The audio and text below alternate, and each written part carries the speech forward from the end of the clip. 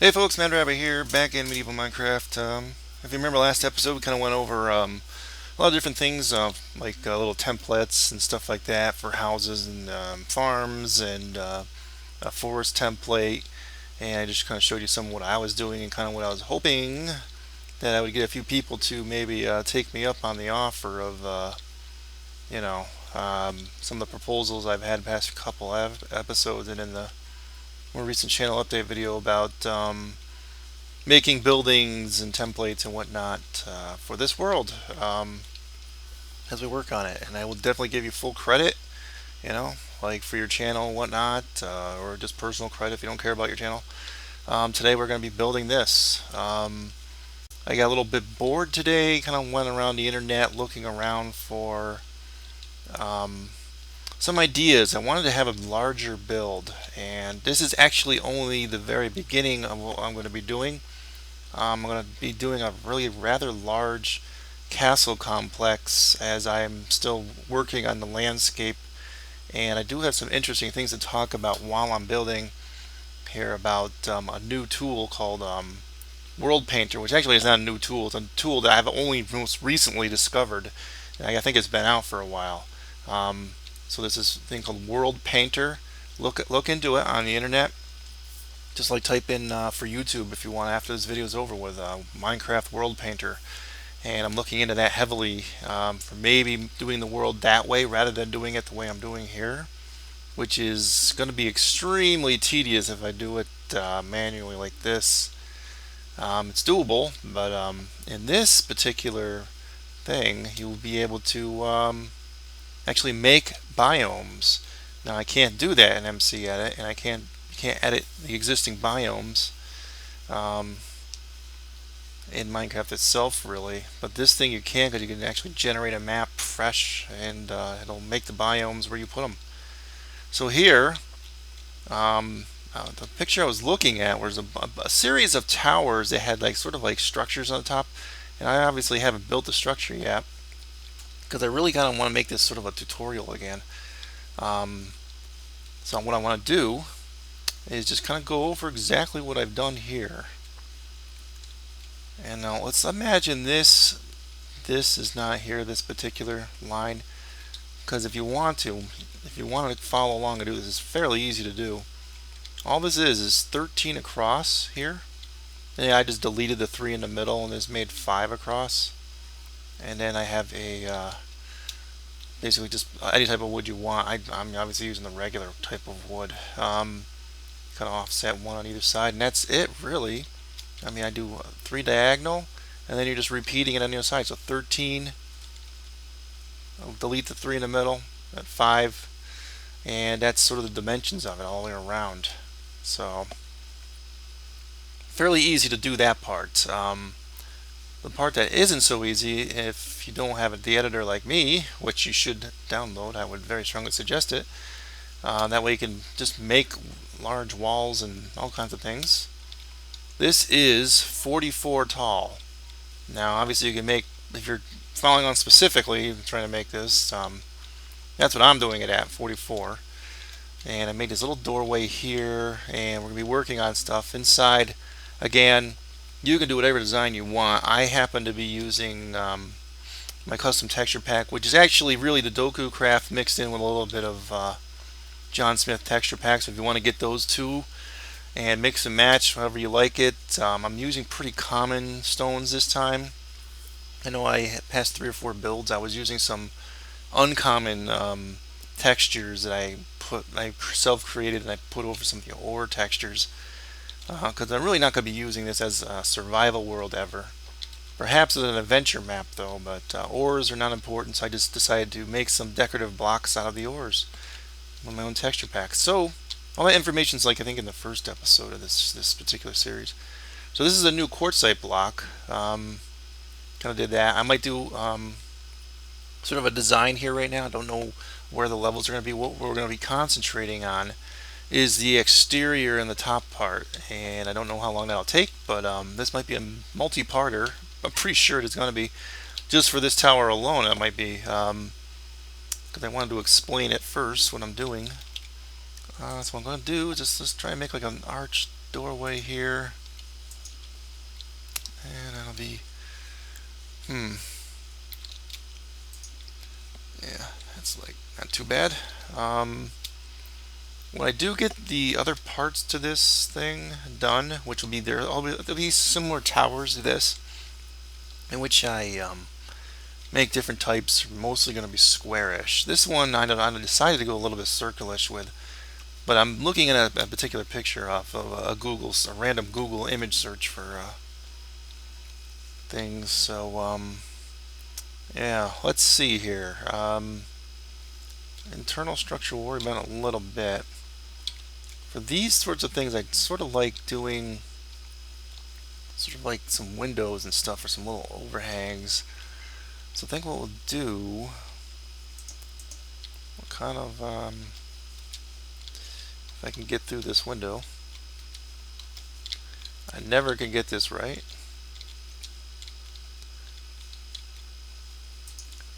Yeah, this will be easier just to do it this way. I'll land on that and delete it. I kind of want to measure it up to that one. Make sure they're all sort of at the same height. We'll have little overhangs here and stuff. That looks like an appropriate height, and I'm following. Okay.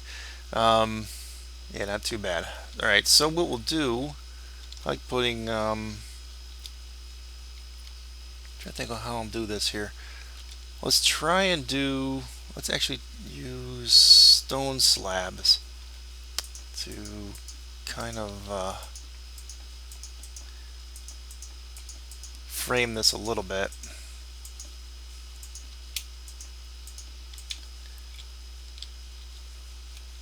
Yeah, alright, so I'll do that all the way around. Okay, I did that real quickly, and before I forget, sort of want to, I like giving these towers sort of like a little bit of stoutness to them by making it look like the bottoms are supported. So I think what we'll do is just go around like this, just along the sides. Those angles, I'll try to figure something out for that. For now, I'll leave them.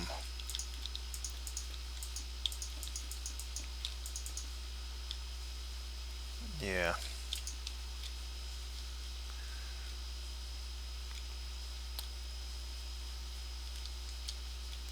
Yeah, it's sort of like to have some design work in the stone, because just having it kind of like just like this, just kind of plain like this, it looks a little boring. That's sort of why I was doing this stuff here, but normally I'd have something sticking out, like in some of the older towers I've built. I think what we'll do for this, we'll continue to use slabs maybe as decoration. Maybe up there I will change that at some later point. I'll determine that in a little bit. So I'm going to do some sort of a pattern here maybe. And you can do whatever kind of pattern you want, obviously. I'm just going to kind of just make something up.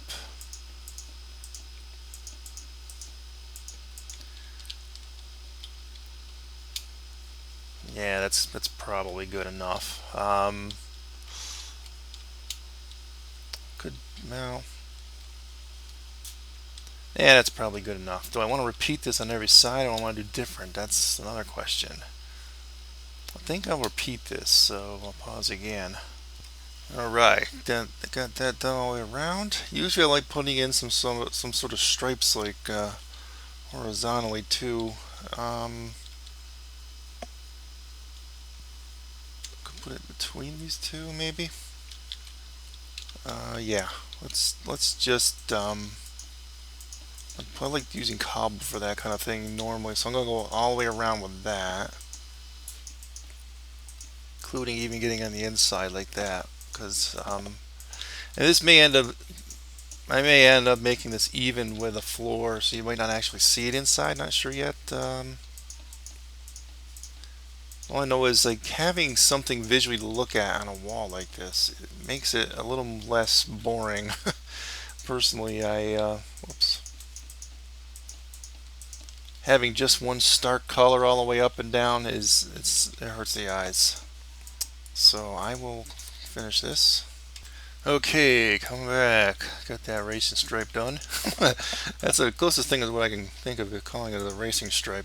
Although doesn't make the building go any faster, unfortunately. So, all right. So let's actually put in like a little mini overhang here, um, just for the heck of it. I may change at a later point. It's going in here, deleting that stone. Um, this way we don't see it and put like a full block in. But I don't know if that's really necessary. What I am going to do here on the sides, I think I'll just put a full block in there. Yeah, that's probably what I'll do. Yeah, I'm still not used to that. It turns itself upside down. Whoops. Yeah, so this world paint tool is going to be pretty good for making this world up, but there's limitations. It's not going to be as big a world, and I'm sort of limited with the RAM I have on my computer. I'm running into issues like if I tried to put in the dimensions, I may have mentioned the dimensions on this thing back in one of the earlier episodes where it's going to be 18,000 blocks by 12,000. But I ran into a situation with that. It's just when I tried to put those numbers in, it was just too big for my computer to handle. So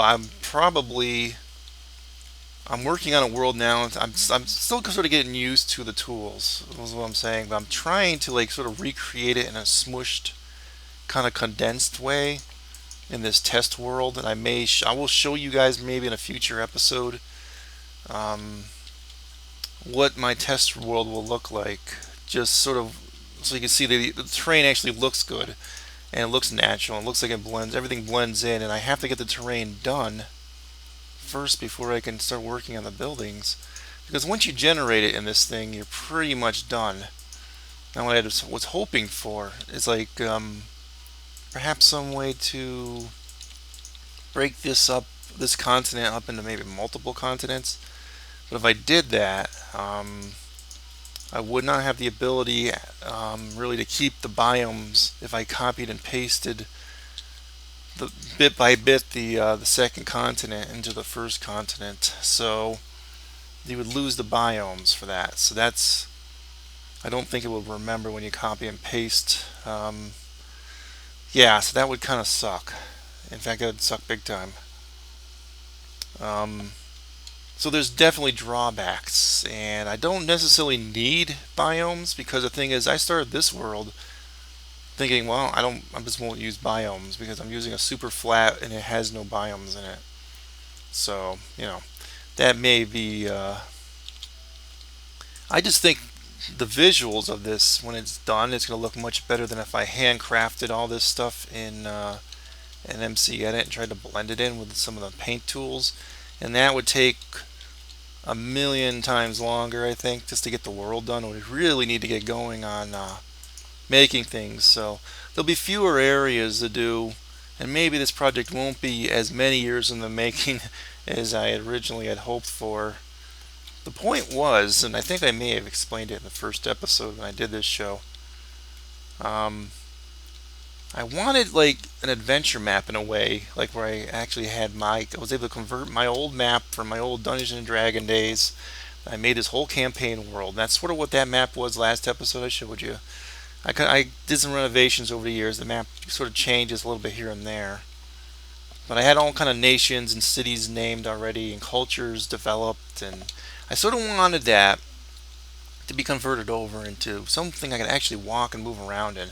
And hopefully someday Minecraft, the actual game itself, would give me enough tools to be able to recreate just about everything from that in here. I mean, it's just kind of making your dreams come true, that kind of thing. That's sort of what the whole point was, you know. I don't know how that's going to work out. I just biomes thing, I guess I could get without it. I could live without it. So on these diagonals, I'm going to put those in. You said I have to have something in there. Because what I've done before is like, like on the first two, you'll do like 1, 2, then you'll do like that. That's a possibility too. You can do it that way. But I think I'll stick with the slabs for now. If I don't like that, I'll change that. Yeah, so still, the world's going to be pretty huge. It's going to be much smaller than the original. And I'm trying to think if there's areas I should just drop and get rid of entirely, or maybe condense down to smaller areas. When I do decide to work on this map some more, I'm not even sure I'm going to be able to get through the map. I think this one's greatly. I forgot what size I put in. It was like 6,000 by 7,500 or something like that, which is definitely about half of what we had there. Actually, a little less than half. And I was able to make the world, but at least for in the editor thing, but I have not exported it to Minecraft itself. So it's yeah. One thing I don't like about this texture pack, this Dokucraft one, is I'm using that sort of as the base. So you see how the clouds are here? They're sort of semi-transparent, but I don't know if I like the clouds the way they have it set up here. I might actually try looking around and splicing in some different types of cloud files, testing out some other ones, or even going back to whatever Minecraft default clouds are. Not that I'm a big fan of those either, but I could actually do without clouds. But it looks nice in some scenes. Alright, so I think we'll start working on this top part here. I'm going to do more decorative work here on the bottom parts. Maybe another window here.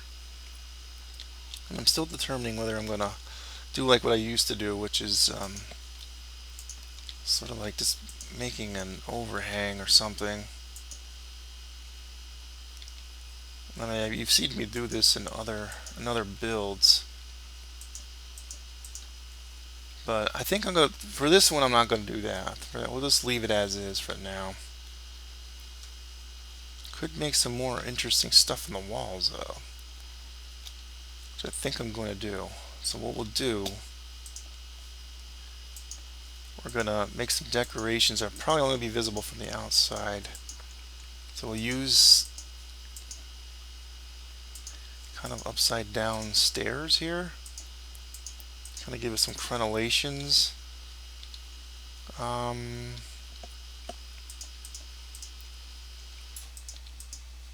I guess that's not. Ugh. Yeah, a little tricky still with this, but yeah, that's something like that. I might actually go up in here too and do that, because from the inside you won't actually see that anyway.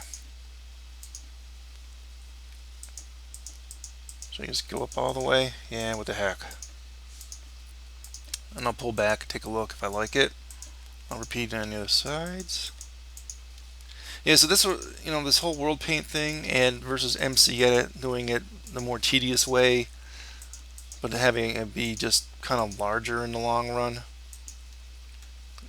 That's sort of the dilemma I'm having right now. What should I do? It's going to look nicer visually if I do it with this world paint. I mean the landscape. And that's sort of what I want. I want epic landscape and epic looking mountains, epic looking hills.